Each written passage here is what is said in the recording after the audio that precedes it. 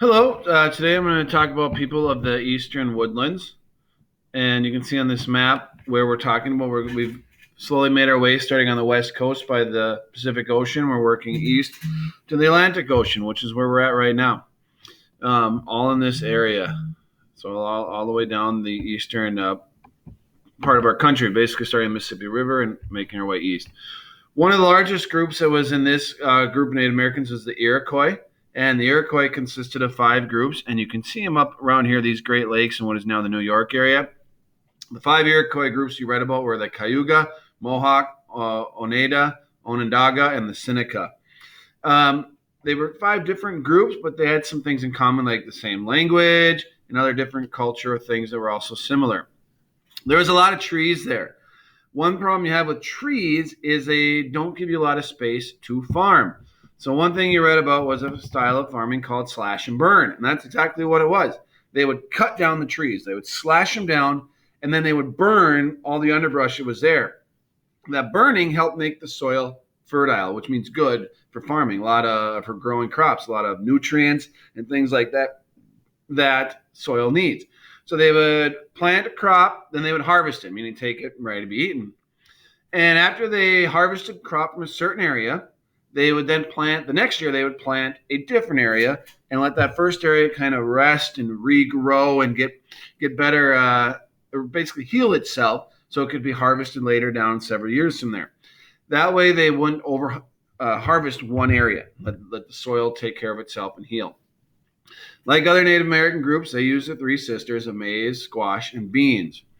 They would do their farming, let the crops grow in the summer, and then harvest come fall time. Then that way they would have food that they could dry and have it for winter. Another group besides the Iroquois that were there were the Creek, and here you read about some of the Creek things. You read that when the town reached about 400 to 600 people, half the town would leave, start a new site. That would help save on food because it's a lot harder to feed large groups than it is smaller groups. Then there was some little trivia things you learned about in here. The Creek, I shouldn't say trivia because they're an important part of their culture. The Creek usually had a large council house or kofa, and the town would then spread out around that. And families lived in what we call wattle and daub huts, which are made from poles covered with grass, mud, and thatched ceilings. They had a lot of Creek art. They would decorate their pots with wooden stamps, and they'd press the carved stamps into pottery while it's still wet and give it a kind of carved look, like you can see this girl right there in her pottery there.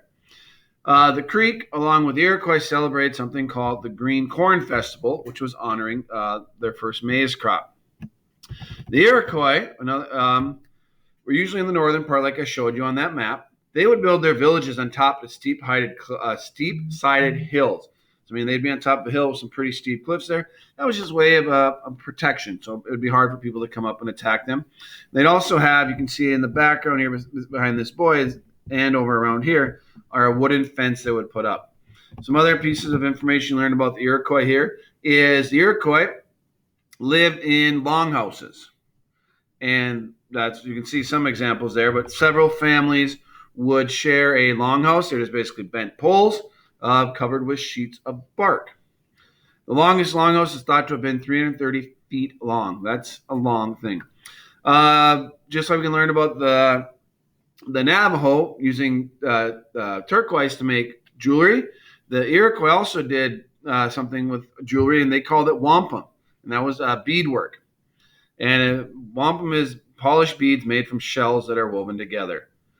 And then another thing about the Creek and the Iroquois have in common, they both play lacrosse, which is a game that is very common, and it's even becoming bigger today.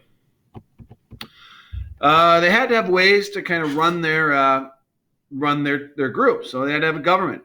So they formed confederacies. Basically, a confederacy is just a group of people coming together to work in a common purpose. So the Creek had what they called the Creek Confederacy. They divided their towns into two towns. You had red towns, or your war towns, and you had your white towns, or your peace towns. So they had some that took care of fighting their battles, declaring war. Then you had others who kind of took care of passing laws, holding on any prisoners, things like that. The Iroquois, on the other hand, divided themselves into clans. So they had clans were a group of families that share the same ancestor. So that's a clan. At the head of each clan was a clan mother. So the clan mother were the leaders of their society, and the women in the Iroquois society did a lot of the farming.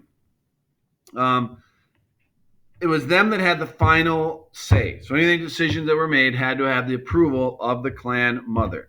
The leaders of each village were men, but it was the clan mother that chose them and could also remove them. So the clan mothers had a lot of the power. And the Iroquois also had a confederacy. They called themselves the Iroquois Confederacy. So they joined together because they realized the people were fighting each other. The Iroquois were fighting each other. They didn't like that.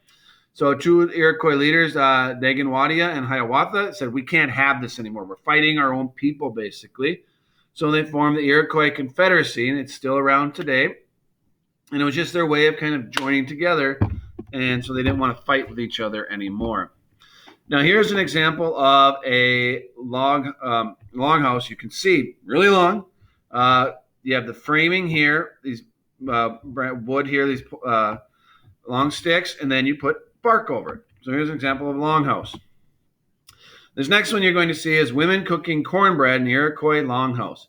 This model represents a 4-fire, which means 8-family longhouse. Each large compartment shelters a family, which shares its fire, and I didn't get the other half of it. But so there you can see they're making cornbread inside that longhouse. So as I read there, this would have been a spot for 8 families. And here's the other part, with the family across the corridor. So they'd have, think of it like, this is the family, this is the family, there's a fire they share in there. All the families living in a longhouse are related through women. Dome-shaped wigwams. So this is another one that would have been used in the northern parts, one that we hadn't touched yet, by the Ojibwa people, which originally by the Atlantic Ocean, then they moved into Wisconsin and Minnesota. Here's an example of a wigwam. So very similar to a longhouse, but just smaller and slight in a different shape. Council houses of the Creek Indians, a building like this located in the public square of the Creek town, were used for meetings and ceremonies in winter or in bad weather. So here's the council hut that we read about. So this is where they'd have meetings, talk about things, and this would usually be the center of their village, and the homes of that village would spread out around that council hut.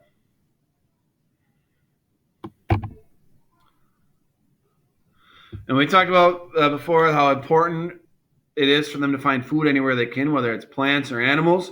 So Native Americans all over the country had to have knowledge of what was safe to eat and what was not, because plants could be used for food, medicine, things like that. So they had to be well aware of what they did. And wild rice and maple sugaring were important parts of that. So getting wild rice grows in water, and then maple sugaring, you get the sap from maple trees and turn to maple sugar. We read about in the book, I'm going to go back a little bit here. In this part here, I got to go up a little farther, sorry. Right up here in the celebration, it says both the Creek and Iroquois celebrated the Green Corn Festival. Here are some pictures about the Green Corn Dance. So that was a ceremony that they would celebrate. They were like, yes, our first crop of maize is here. So they will have a celebration, dancing, which is what you can see here. I'm just going to go a little bit more here. Technology. So here you can see they are celebrating the harvesting of the green corn, the Green Corn Festival. So they'd have celebration, dances, and other things like that going on in celebration of that first harvest. And here is a picture. I'll read this. The model shows Iroquois women making cornmeal in pre-European times. After the corn was husked and dried, the kernels were removed from the cob. These were boiled in lye to loosen the hulls. The lye was made by boiling ashes. The corn was next washed in a hulling basket, a process which removed the hulls and all trace of the lye. The corn was then dried and pounded into meal with a wooden mortar and pedestal. Sifting baskets were used to obtain the proper finesse of the cornmeal. So that mortar and pestle, think of like a bowl, and then you have like something you can use and crunch it down. That's the mortar and pestle pedal thing. There you can see they're doing that. So here they are pulling the husks off the corn on the cob, and then they pull the corn off, and then they kind of eventually you can see this person here is using actually right here, wrong arrow. She's using the mortar and pestle, or so they pedal. So they have the corn inside that, and she's grinding it down to get it to either a powder or however thick they want it to be. So corn was very important to them. And then lacrosse, as I said, very important about the Iroquois and the Creek. So here are some examples of the lacrosse sticks and balls they would have used. And another couple examples of things they used to play lacrosse. So lacrosse has been around for a pretty long time. So thank you for listening to this presentation of the people of the Eastern Woodlands, and I hope you have a good day. Take care. Bye.